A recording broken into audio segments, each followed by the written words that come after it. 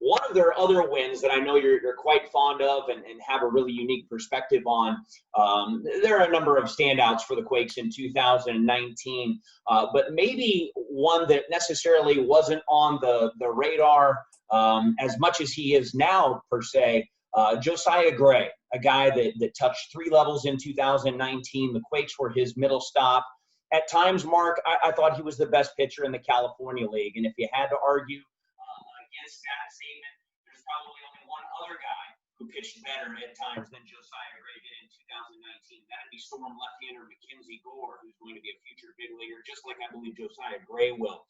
There was a night where we were all blessed with the ultimate matchup in that those guys faced off against one another. And sometimes when you talk about pitching matchups, usually at the big league level, you can depend on them truly being great when it's, Cy Young from the AL versus, last year's runner-up Cy Young in the NL, that kind of interleague crazy matchup. But in the minor leagues, it often doesn't come to fruition when you're talking about two, dominant guys that are, potential future big leaguers. This one went against the grain, though, because they both lived up to expectations. Back in mid-June 2019, Josiah Gray for the Quakes at home, LoanMart Field, MacKenzie Gore for the Lake Elsinore Storm. It was an incredible matchup. The Quakes would eventually win 3-2 in 10 innings. Neither pitcher, I think fittingly, would receive a decision because I don't know that one deserved to win and one deserved to lose. But, man, they were lights out over the course of that game. Yeah, that's just to put it in scale, I think what we all observed together, and it's really an opportunity to really appreciate the game of baseball and minor league baseball and what it leads to for players and how we get to observe it as staff members, fans, supporters of the game. You don't get to decide when these moments happen. They just line up, and I believe it was a Friday night, if I'm not mistaken. Correct. A really good crowd and two teams that, enjoyed playing each other, very competitive games against one another that got a little intense at times too. And MacKenzie Gore, to start off with, their guy there's just not a better pitcher and performer and competitor that any of us will come across at these levels. This guy is left-handed. He has all the stuff, but the approach that he has on the mound, the sheer desire pitch by pitch is very obvious. This guy really could have pitched in the big leagues last year. I think he would have been a very effective major league pitcher at his young age last year. And so the neat part about it was, like many minor leaguers at his stage, sometimes they limit the amount of work they can do in any particular game. So he had been leading up to that, just, coming up about 3, 4, 5 inning starts tops.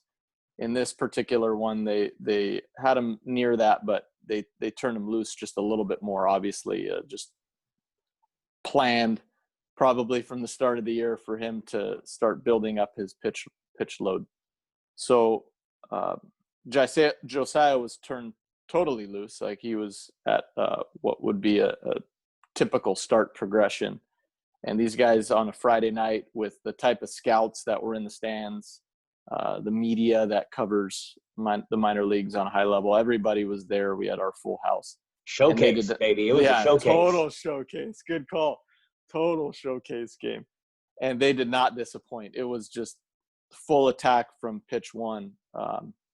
MacKenzie, we had a good plan against him, and our guys took tough at bats, but it was just one of those games where, you're going to fight it out, and those lack of results weren't really holding our team back. They just felt like, next guy up there, I can't wait to hit again kind of mentality, but it was on and off the field. And Josiah, I have to tell you, obviously right-handed pitcher, great stuff, unbelievable competitor. He was so prepared for this start, like all of his starts. I mean, he had nothing but good starts for us, but there was a little extra edge to him.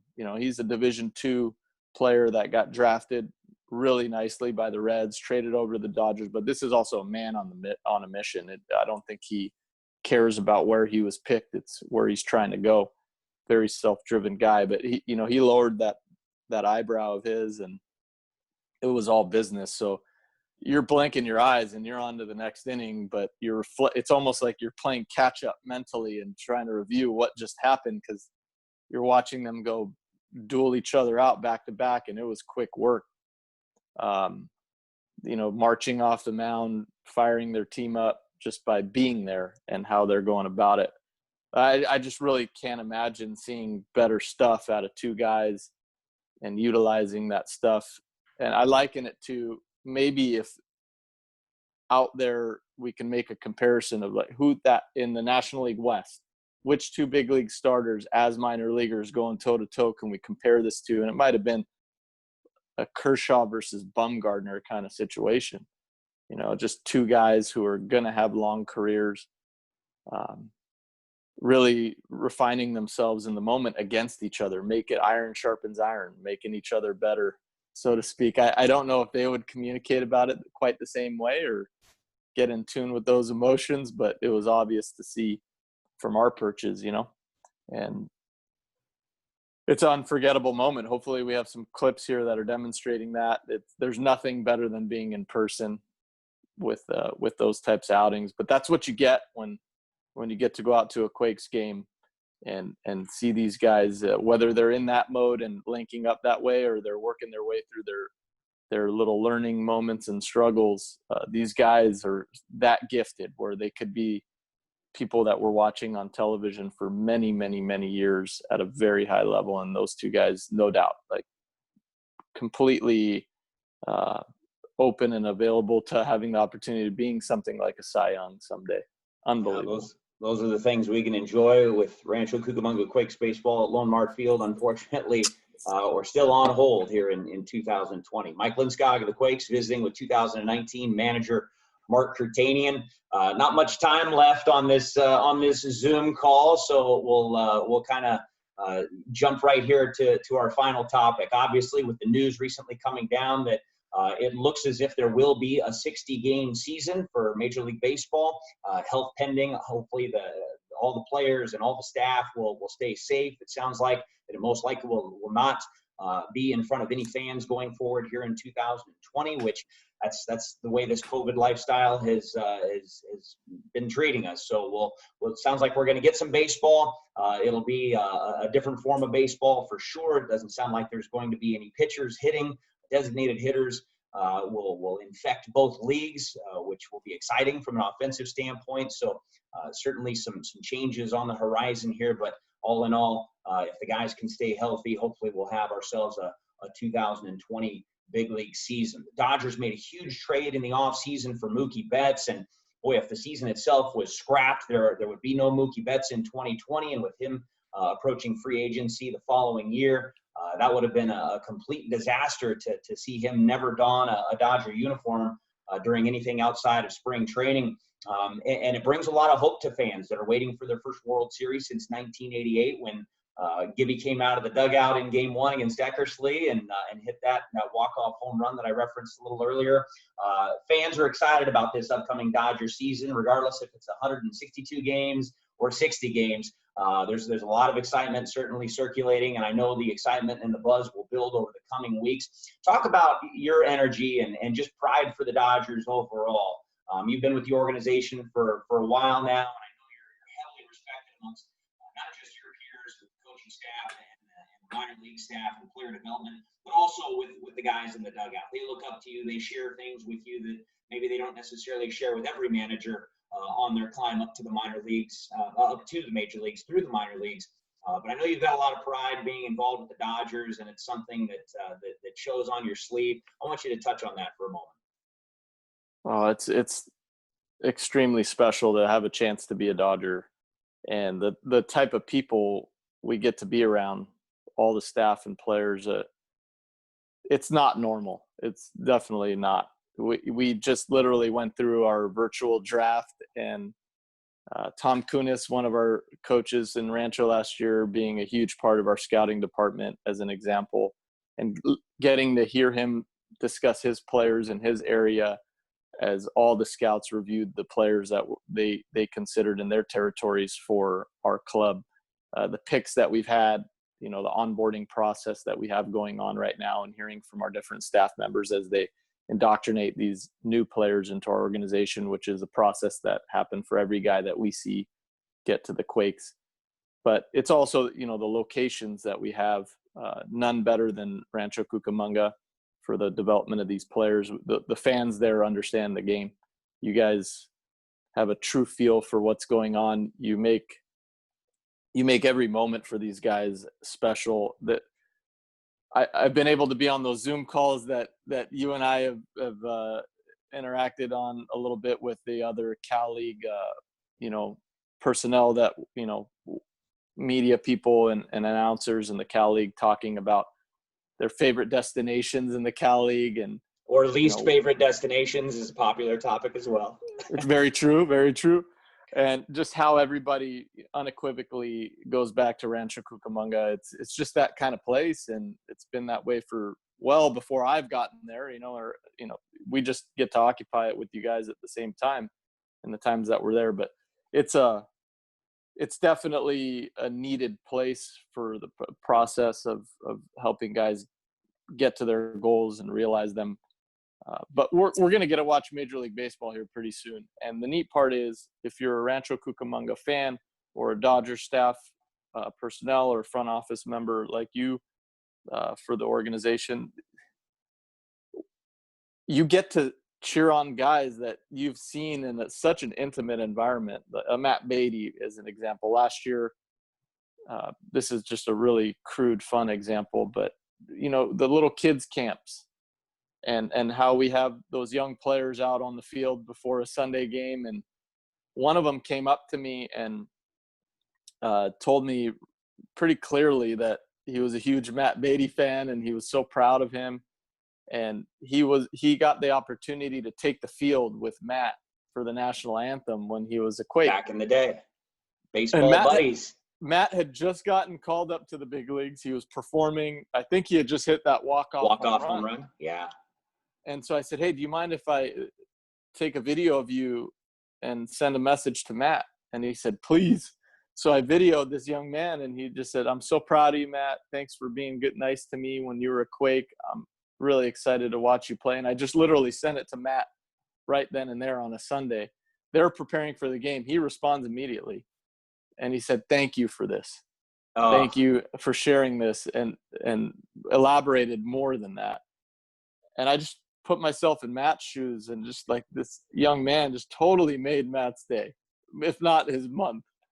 And that's what it's all about. And we don't get that right now in the time being, but we can get it in other ways. I think with the Major League season starting up again, there should be a lot of invested feelings that we have in the season, because those are your players, guys. Those are the people that you cheered on before they were where they currently are. And I think that there should be a lot of pride in that. That's deserved.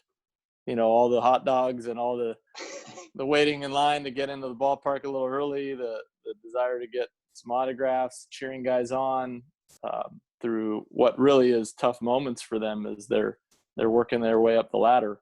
You guys have been there, and I think this quick season, 60 games, but it can be very potent for us emotionally and revisiting our past that way. Yeah, I think those are all great points. The fans also very prideful. A lot of the booster club members that spend, the behind the scenes time, on the Sunday barbecues and what have you. Fans that go down to the dugout and just converse with the players. That's missing right now in 2020. But on the flip side, you got to find the positives. All the guys that have played for the Quakes that are going to be at Dodger Stadium, again, pursuing a World Series for our team, the Dodgers.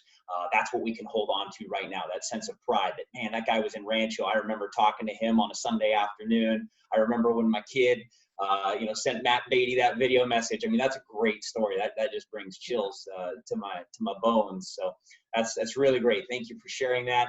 Visiting with 2019 Quakes manager Mark Kertenian. We're going to have Austin Chubb here in 2020 or whenever the season may resume. So Mark will have moved on from the Quakes, but obviously still a big part of the Dodger family, and we obviously value his time in 2019 and, of course, during this Zoom call. Mark, let's do it again, huh? Oh, this is great, Mike. Thank you. And I really don't know if there's a team out there to root for that we as Quakes people, all around, staff, players, and definitely fans, can actually look at a major league team and say how many guys played on this team, on the Quakes. I really don't think that there's many comparisons to it. So that roster is full of our guys, your guys, and it's going to be a neat thing to watch here hopefully soon.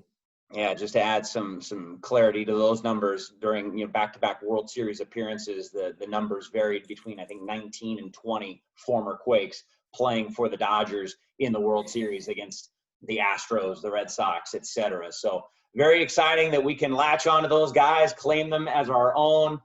They will forever be Quakes, and we will continue to root for them as the Dodgers hopefully will start their 2020 season and take a shot at their first World Series since 1988.